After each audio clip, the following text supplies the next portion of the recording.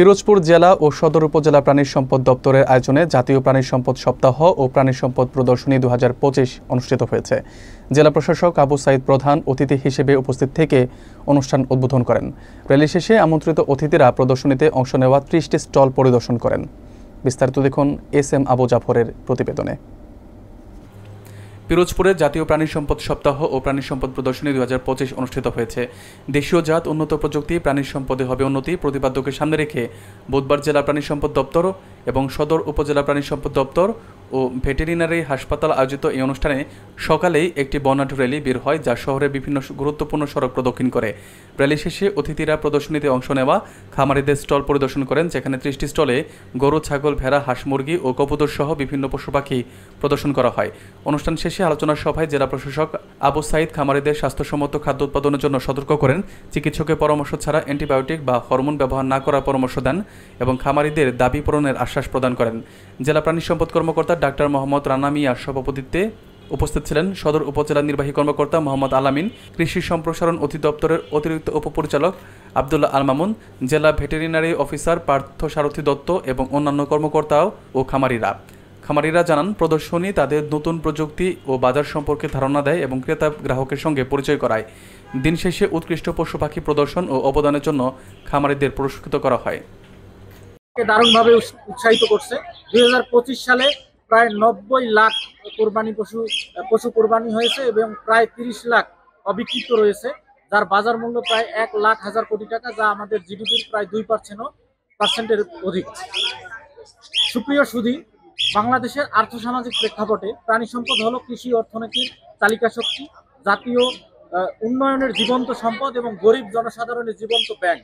একটি ছাগল বা একটি দুগ্ধবতী গাভী অথবা কয়েকটি হাঁস মুরগি প্রান্তিক খামারি অথবা গৃহিণী মায়ের মূল আয়ের পরিপূরক হিসেবে কাজ করে। রোগ নির্ণয়, চিকিৎসা এবং বাজার সংযোগে স্মার্ট প্ল্যাটফর্ম, এগুলো আমাদের প্রাণী সম্পদ খাতে আমূল পরিবর্তন নিয়ে আসবে। কিন্তু আমাদের কোনো ঘাস চাষের জায়গা নেই। আমরা জেলা প্রশাসক স্যারের কাছে আমরা একটাই আবেদন করছি, স্যার আমাদের যদি একটু কোনো জায়গা দেওয়া যায়, আমি খামারি, আমার দেখা দেখে আরো একজন করবে, যদি একটু ঘাস চাষের জায়গা হয়। স্কুলে গিয়ে আমাদের একটা প্রদর্শনীর ব্যবস্থা আছে, তো আপনারা এই প্রদর্শনীতে অংশগ্রহণ করছেন, এই জন্য আপনাদেরকে আন্তরিকভাবে ধন্যবাদ জানাচ্ছি। আর আপনাদের মাধ্যমে আমি পিরোজপুর সদর উপজেলা তথা পুরা পিরোজপুর জেলায় যে বাকি যারা আছে তাদেরকে একটু অবগত করবেন এবং আপনাদের মাধ্যমে আমরা এই প্রদর্শনী সম্পর্কে ছড়িয়ে দিতে চাচ্ছি যে আমরা যেভাবে আমরা অনুষ্ঠান আয়োজন করে যাতে আমরা আপনার সবাই লাভবান হতে পারি। এই প্রদর্শনী অনুষ্ঠিত হচ্ছে। আপনারা যারা কষ্ট করে, উদ্যোক্তা এবং খামারিগণ কষ্ট করে সরকারি নির্দেশনা এখানে হাসিল করেছেন, আপনাদেরকে ধন্যবাদ দিয়ে ছোট করতে চাই না, কোনো কাজে ছোট নয়। আপনারা যে এই যে প্রাণী সম্পদের সাথে পেশাকে নিজেরা বেছে নিয়েছেন, এটা আসলে সত্যিকারের পেশা, আমাদের গ্রামীণ পেশা। এই পেশাকে লালন করতে পারলে আমরা ভালো থাকবো।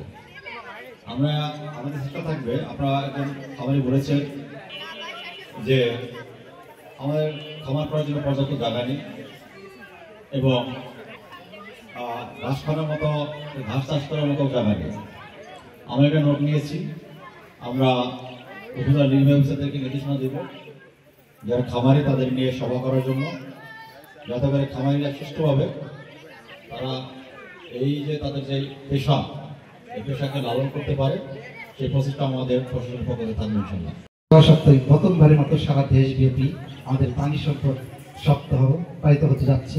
এই সপ্তাহের মাধ্যমে আমাদের বিভিন্ন কর্মসূচি আছে, আমাদের স্কুল ফিডিং আছে, আমাদের ফ্রি মেডিকেল ক্যাম্প আছে, আমাদের ভ্যাকসিনেশন প্রোগ্রাম আছে, আমাদের অংশীদারদের সাথে আলোচনা সভা আছে এবং সকলগুলো প্রোগ্রাম এবং এই যে আজকের এই প্রদর্শনী, এই প্রদর্শনীতে যেসব প্রাণী প্রদর্শিত হয়েছে, যেসব প্রযুক্তি প্রদর্শিত হয়েছে, তার মাধ্যমে কিন্তু আমাদের প্রাণী সম্পদের উৎপাদন এবং উৎপাদনশীলতা দুইটাই বৃদ্ধি করতে পারবো। আমি আর কথা বাড়াতে চাচ্ছি না। আজকে যে সম্মানিত প্রধান অতিথি মান্যবর জেলা প্রশাসক মহোদয়, উনি অত্যন্ত ব্যস্ত। উনি এখানে এসছেন আমাদের এই প্রাণী সম্পদ প্রদর্শনীকে সাফল্যমণ্ডিত করেছেন। পাশাপাশি আমাদের মঞ্চে উপবিষ্ট আমাদের সম্মানিত বিশেষ অতিথিবৃন্দ, আমাদের সম্মানিত সুধীবৃন্দ, ইলেকট্রনিক প্রিন্ট মিডিয়ার সাংবাদিকবৃন্দ এবং যারা এই প্রাণী সম্পদ এই প্রদর্শনী এবং সপ্তাহে কাজ করেছেন, তার যারা উপস্থিত হয়েছেন তাদের সবাইকে ধন্যবাদ জানিয়ে আমি শুধু একটি কথা বলবো যে আমরা এই প্রাণী সম্পদ এটার লিমিট হলো আপ টু দ্য স্কাই। আমরা উন্নয়নের একবারে চূড়ান্ত শিখরে নিয়ে যেতে পারবো সেই প্রত্যাশা। এবং আমি সবশেষে যে কথা বলি যে বাংলা মায়ের শাশ্বত উক্তি, আমার সন্তান থাকে যেন দুধে আর ভাত।